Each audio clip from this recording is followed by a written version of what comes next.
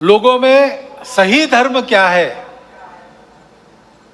उसका सत्य प्रकाश उनके बुद्धि में जाए, अपने मूल को समझकर काल सुसंगत धर्म का आचरण वो करे और अपने लिए स्वतंत्रता प्राप्त कर ले। इसलिए जनों की जागृति का एक महाप्रयास उन्होंने किया।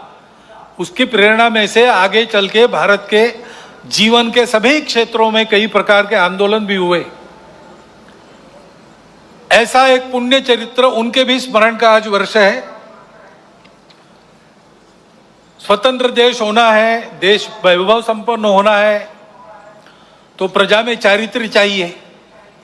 अभी अध्यक्ष महोदय जी ने जिस दैवी गुण संपद का उल्लेख किया, अभयम सत्व संशुद्धि, वही है व्यक्तिगत और सामाजिक चारित्र्य, राष्ट्रीय चारित्र्य, जिनके बलबूते देश बड़ा होता है। पाबना में, आज के बांग्लादेश में, उस समय के पूर्व बंगाल में जन्मे श्री श्री अनुकूल चंद्र ठाकुर होम्योपैथी के डॉक्टर थे, आध्यात्मिक साधक थे। उनके माता से ही उनको दीक्षा मिली थी, तो उनके व्यक्तित्व से आकर्षित होकर लोग उनको आकर मिलते थे, अपनी व्यक्तिगत कठिनाइयां बताते थे, उनके हाल पर उनसे चर्चा होती थी। इसी का आगे एक सत्संग आंदोलन बन गया और 1925 में उस आंदोलन का भी विधिवत पंजीयन हुआ। उस आंदोलन का मुख्यालय आजकल देवघर में है। उनकी भी शताब्दी इस वर्ष 2025 में चलेगी। और हम जानते हैं भगवान बिरसा मुंडा के जन्म के 150 वर्ष हो गए। विदेशी वर्चस्व के विरुद्ध, शोषण के विरुद्ध वनवासी समाज में, आदिवासी समाज में बहुत जागृति जिन्होंने की, केवल भाषण देकर नहीं, अपने जीवन को यज्ञ में अर्पण कर दिया और ऐसा उपदेश दिया और ऐसा आचरण हमारे सामने रखा कि हमारे जनजातीय बंधुओं के अस्मिता को, अस्तित्व को, स्वतंत्र भारत में सशक्त होकर अपने योगदान करने को एक पुष्ट वैचारिक और व्यावहारिक आधार उसके कारण प्राप्त हुआ। उनका भी 150वां जन्म जयंती का वर्ष चल रहा है। संघर्ष का कर्तव्य उपस्थित हुआ तो पूरे जोर से संघर्ष किया। उसमें आवश्यक जो कठोरता आवश्यक है, उस कठोरता का भी वर्ण किया। लेकिन ऐसा होने के बाद भी वो किसी के द्वेष्टा नहीं बने। उन्होंने अपने मन में किसी के प्रति कोई शत्रुता नहीं रखी। सबके प्रति निर्वैर भाव से अपना कर्तव्य वो करते थे और इसलिए उज्ज्वलशील संपन्न उनका यह जीवन सज्जनों के लिए आधार बना, दुर्जनों को उनके कर्तृत्व की धाक बनी। इस प्रकार की समाज में शक्ति जब खड़ी हो जाती है, तब फिर समाज का उत्थान होता है, देश का उत्थान होता है। बाकी सब सहायक बनता है। ऐसे व्यक्तिगत और राष्ट्रीय चरित्र की आवश्यकता आज की परिस्थिति हमको बार बार बता रही है। ये आवश्यक है और उसके आदर्श ये जीवन है। अभी वैज्ञानिक प्रगति का वर्णन करते समय आपने बताया भविष्य के लिए तैयार होना है और भविष्य इस तकनीकी के कारण कई प्रकार की नई सुविधाएं लेके आएगा। आज तक विज्ञान कई प्रकार की सुविधाएं लेकर आया है, तो मनुष्य जीवन भौतिक दृष्टि से पहले से सुखी है। परंतु हम देखते हैं कि इतने प्रगत सुखी मानव समाज में अपने स्वार्थ और अहंकार के कारण कैसे कैसे संघर्ष चलते हैं। इस्राएल के साथ हमास का जो युद्ध छिड़ा, वो अब कितना व्यापक होगा और उसकी आग में कौन कौन झुलसेंगे और दुनिया पर इससे कौन सा संकट आएगा, इसकी चिंता सबको लगी है। तो परिस्थिति के दोनों पहलू होते हैं। अपने देश का जब विचार करते तब भी अपना देश आगे बढ़ रहा है। टेक्नोलॉजी के क्षेत्र में, शिक्षा के क्षेत्र में अतिथि महोदय ने वर्णन कर दिया है। बहुत नपे तुले शब्दों में पूरा चित्र आपके सामने आया है। ऐसे सब क्षेत्रों में भारत आगे बढ़ रहा है। समाज की समझदारी भी धीरे धीरे बन रही है। उसके परिणाम स्वरूप हम ऐसा देखते हैं कि जम्मू कश्मीर के चुनाव भी शांतिपूर्ण ढंग से संपन्न हो गए। इसका ही परिणाम हम देखते हैं सारे दुनिया में। भारत की साख बढ़ी है, प्रतिष्ठा बढ़ी है। वसुधैव कुटुंबकम का हमारा विचार सबको स्वीकार्य है। हमारा योग सारी दुनिया में एक फैशन बनते जा रहा है, लेकिन केवल फैशन नहीं बन रहा है, उसका जो शास्त्र है, उसकी जो परिणाम है, उसको भी दुनिया स्वीकार कर रही है। पर्यावरण के बारे में हमारी अपनी जो दृष्टि है वो आज सारी दुनिया में स्वीकार्य है। भारत की प्रतिष्ठा बढ़ी है, भारत का सामरिक बल बना है। कई मामलों में देश आगे जा रहा है और आगे ले जाने का प्रयास शासन के द्वारा, प्रशासन के द्वारा, देश के युवकों के द्वारा, वैज्ञानिकों के द्वारा, किसानों के द्वारा, जवानों के द्वारा, सबके द्वारा हो रहा है। विशेषकर युवा पीढ़ी में हम देखते हैं कि स्व के गौरव की भावना बढ़ रही है। अपने देश के भविष्य के लिए बहुत अच्छे लक्षण हैं और ये चलते रहेंगे। ऐसा नहीं है कि ये किसी तात्कालिक समय के वैशिष्ट्य के नाते खड़े हैं, परंतु जीवन का मार्ग कभी निष्कंटक नहीं होता और इसलिए कुछ चुनौतियां भी सामने है। विजयादशमी के भाषण में इन दोनों बातों की चर्चा होती है, परंतु चूंकि देश की आगे कुछ चलती रहेगी ये विश्वास है, उस तरफ देश ने रुख कर लिया है और देश आगे ही बढ़ेगा। उसकी चर्चा इस भाषण में आज मैं कम करने वाला हूं। एक चुनौती ऐसी ध्यान में आती है जिसका विचार हम सबको करना चाहिए, क्योंकि वो केवल हमारे सामने यानी संघ के सामने चुनौती नहीं है, केवल हिंदू समाज के सामने नहीं है, केवल भारतवर्ष के भी सामने नहीं है, पूरे दुनिया में वो चुनौती उठ रही है।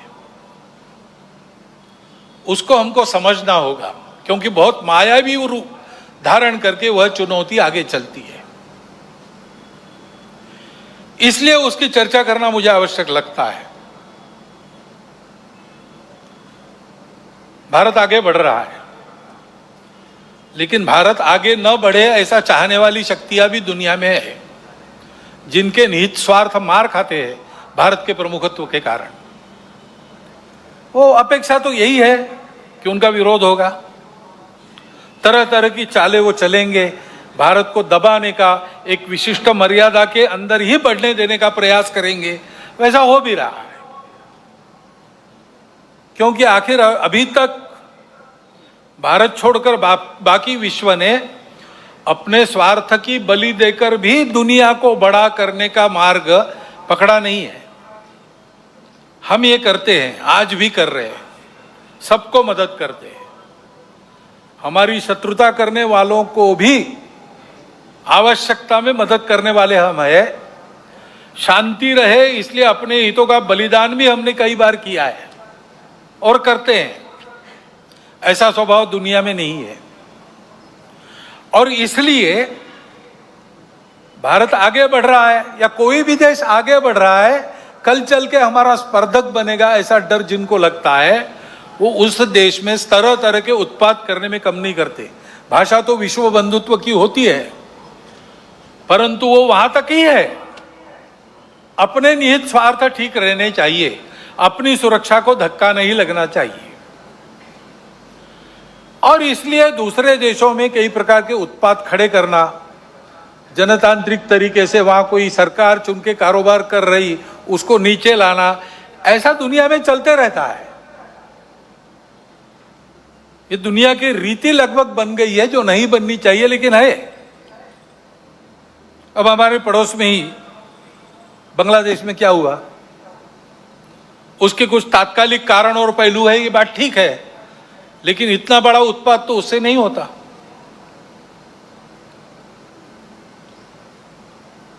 वो कारण, उनकी चर्चा, जिनका विषय है वो करें, परंतु दो बातें ध्यान में आती है। पहली बात है कि उस उत्पात के कारण वहां के हिंदू समाज पर जो अत्याचार बार बार होते हैं, उस परंपरा को फिर से दोहराया गया।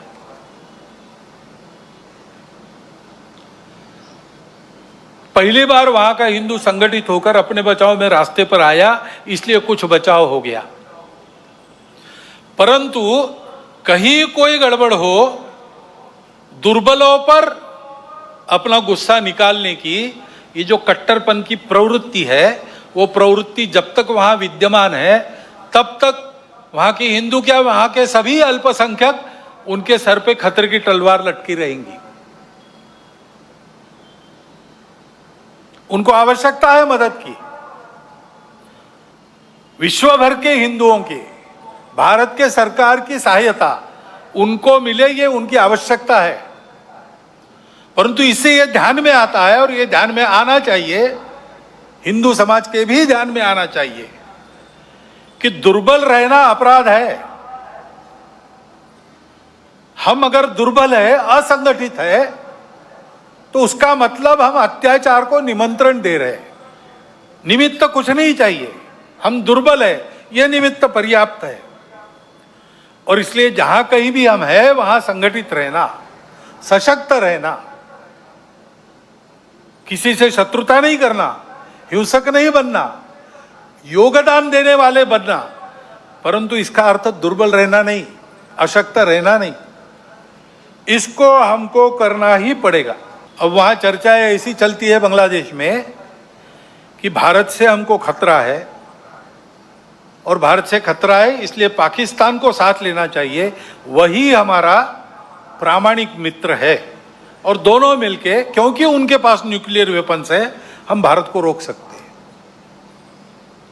जिस बांग्लादेश के निर्माण में भारत की पूरी सहायता हुई, जिस बांग्लादेश के साथ भारत ने अब तक कोई वैरभाव रखा नहीं, आगे भी नहीं रखेंगे, उस बांग्लादेश में ये चर्चाएं हो रही है। ये चर्चाएं कौन करा रहा है? ऐसे वर्णन, नैरेशंस वहां पर चले, ये किन किन देशों की हित की बात है, ये तो देखने वाले, सोचने वाले समझते हैं, नाम लेने की आवश्यकता नहीं। हमारे देश में भी ऐसा हो, ये इच्छा है, क्योंकि भारत बड़ा बनेगा तो सब स्वार्थ के दुकान तो बंद हो जाएंगी, और इसलिए भारत का यह सामर्थ्य न बने। ऐसे उद्योग चल रहे हैं। Deep state, wokeism, cultural Marxism, ऐसे शब्द चर्चा में बहुत है। पिछले साल भी मैंने उल्लेख किया था। कुछ लोगों ने कहा था कि अपने यहाँ तो है ही नहीं। ऐसा नहीं है, अपने यहाँ है, बहुत पहले से है। क्योंकि केवल भारत नहीं, सभी सांस्कृतिक परंपरा के विरुद्ध ये विचार जाता है।